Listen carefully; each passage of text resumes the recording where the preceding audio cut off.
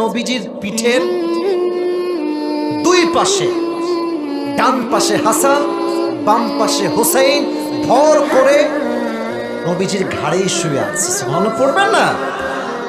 এবার সে ভাবছে আমি যদি এমনি হাত দিয়ে ধরে দুটোরে টাইনা নামাই দেই তাহলে নবীজি হালকা হয়ে যাবেন এবং নবীজি সেজদার থেকে আল্লাহু আকবার দিয়ে উঠে যাবেন। ইয়া রাসূলুল্লাহ, কি আদর্শ আপনার, কি আদর্শ আপনার!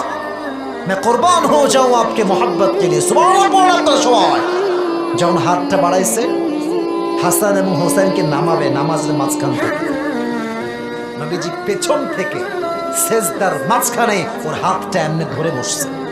কেন? নবীজির মেসেজ, নামাজে কথা বলা তো জায়েজ নেই।